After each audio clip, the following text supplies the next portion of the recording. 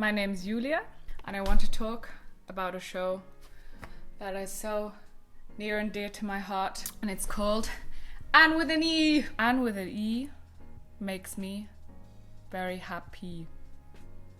Anne with an E is a Canadian TV show. It's a drama series. The story is based on Anne of Green Gables by Lucy Maud Montgomery, which is a classic, I tell ya, and it was published in 1908, and it's basically an adaptation of the first Anne of Green Gables book, or the first Anne book, because then there's like more Anne of, yeah. And so the series is based on Anne's story living at Green Gables. And if you don't know what Anne of Green Gables is about, I will tell you. There's these siblings, Marilla and Matthew Cuthbert, and they want to hire a young boy, or have a young boy live with them, so he can take care of their kind of farming needs. But when they go to pick up the boy, it's a young girl, and it's Anne, and she's an orphan. They're kind of worried about taking in a girl because they wanted a boy. Can she help on the land? But they're so charmed by Anne that they decide, we gotta keep this girl. And it's basically about their story from there onwards, Anne living with them, Anne going to school, and Anne living her life. This video, I just realized, is basically just me telling you why I love the show. So let's do it. The thing that I find so special about Anne with an E is Anne herself. She's portrayed by this young girl called Amy Beth McNulty, and she's so great at playing Anne. It's just so special the way she kind of portrays her innocence, her wonder for the world. And what's so special about Anne is how she kind of just notices the little things. There's so many scenes where she's just walking through nature and just admiring the trees and the sky and the animals and the flowers, and she has such a special way of seeing the world, and it's so beautiful. And it makes me realize that I'm an old sad something or other, because I don't notice the world in that way. I like the small things, man. It's all about the daily grind. Okay, it's not. It's so nice to follow Anne through the story because you just feel for her in every way, and because she's so kind of innocent and goes through the world with such open arms, so you just feel for her and you want her to succeed, but she has so many stones put in her way, and people don't receive her well at the beginning when she moves to the town, and people are mean to her, people bully her, but she's still just so kind, and she has this outlook on life. She's so positive and she wants to learn, and she's so smart. She's the best in her class. Well, almost. Well, she ties with another boy, and it's just so beautiful. I feel like every time you watch Anne with an E, you just think, oh, if I could just absorb a tiny bit of her zest for life, then I think I'd be happier.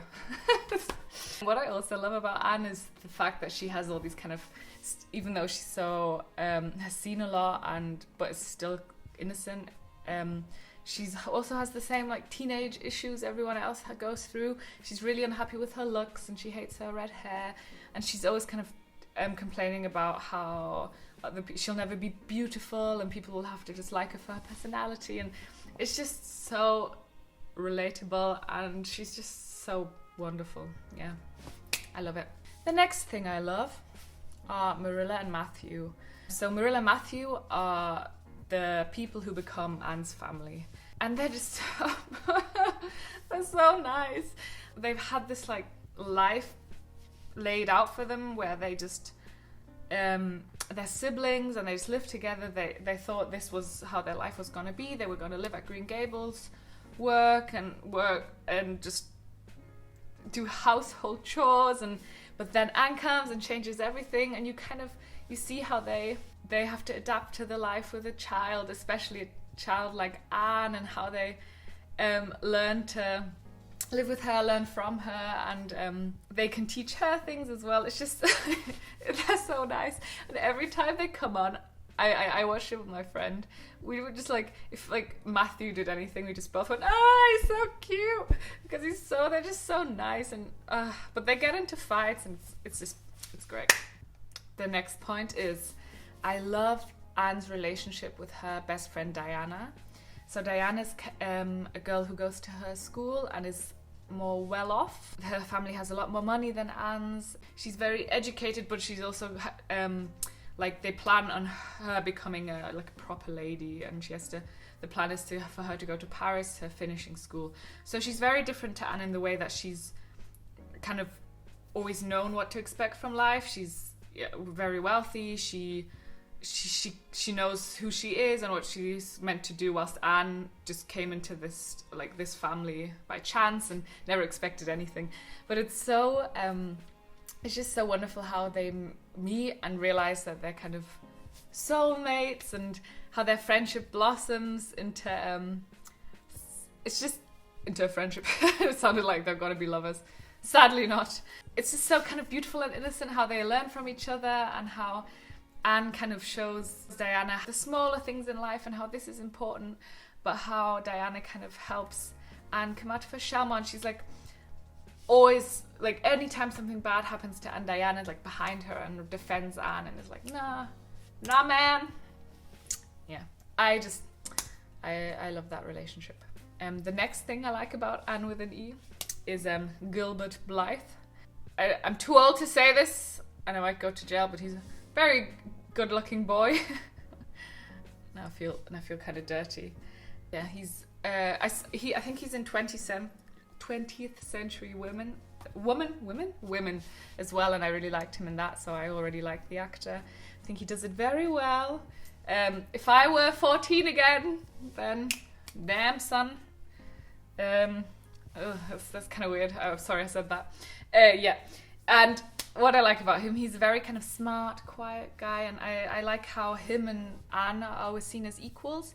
They're both very smart and always kind of fight to be the best in class. They kind of want to outdo each other, and it's just so nice to see how he doesn't believe she's worth any less because she's a woman. He sees her as like a true equal and competitor, and that's bellissimo. I also really liked Gilbert's storyline in Trinidad when he goes onto a ship and then he meets this guy called Bash, and then they befriend each other, and Bash decides to take Gilbert to Trinidad to show him his home country. And it's just really interesting because it's kind of a totally different world to Prince Edward Island where Anne lives. I guess Gilbert discovers the real world more. There's a lot of issues with class and race that are mentioned, and it's really interesting. It's kind of a nice add, or a very important add on to the normal Anne storyline, which I guess Anne with an E in general is a lot more kind of, the story is more modernized for the audience today. There's a lot more stories about class, race, gender issues. I don't know. It's really good. One of my favorite storylines is the storyline around Josephine Barry. She's Diana's great aunt, and she's this very wealthy elderly woman lady who Anne gets to know, and she kind of starts to be her kind of mentor and take care of Anne in not a physical way, more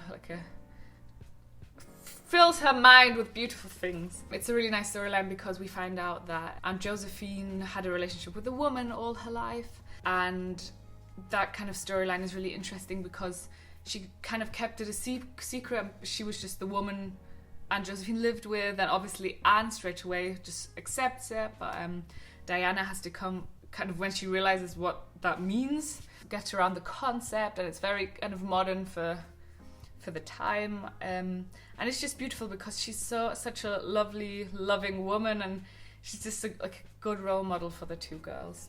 In season 2, Anne has a friend called Cole, and he always thinks he's not normal, something's wrong with him, and he then is invited to a party at Aunt Josephine's, and kind of realizes that him and Aunt Josephine have a lot in common and that he might be queer, and that's just a really beautiful storyline to have him be able to have someone to look up to and to talk to. Okay, a big part of why Anne with an E is so beautiful is the cinematography and the locations and the settings and the costumes. Oh my god.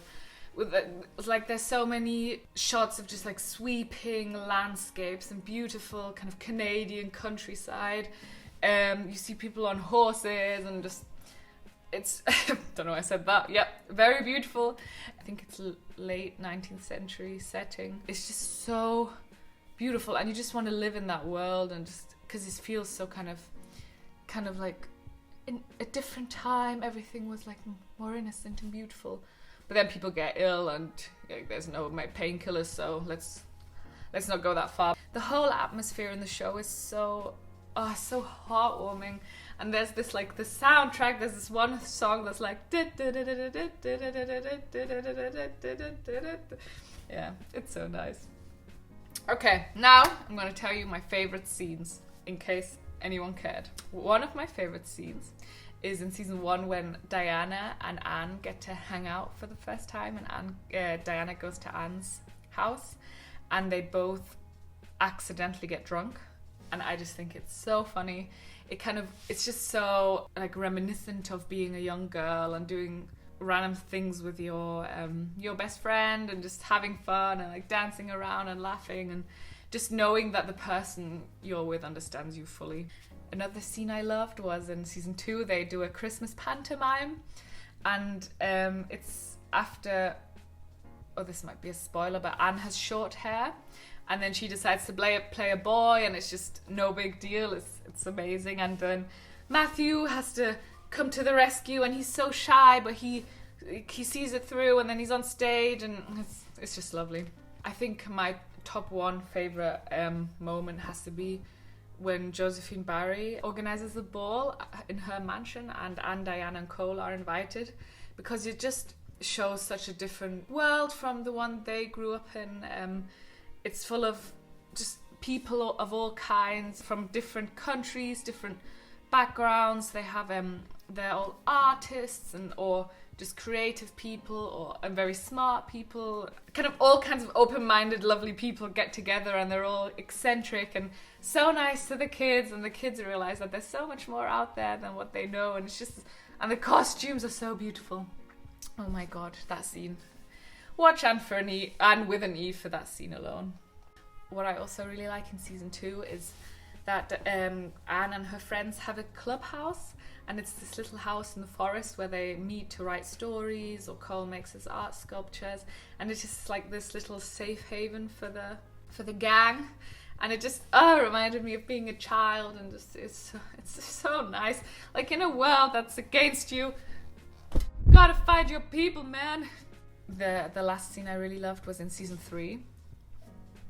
The girls decide to do like a midnight chant of womanhood, and they all meet around this huge fire, and they wear like flower crowns and then their nightgowns, and just like chant and say a poem of why they love being women, and it was very empowering and really, really fun, and I just loved it. So that was why I love Anne with an E. I recommend you watch it so much. It's so beautiful. It's just the kind of like cozy, feel good content that makes your heart warm, and it's just like there's nothing. It deals with really serious issues, but it's just real and beautiful and whimsical. Yes. Please watch it, and I hope you like this video. Thank you so much for watching. See you soon.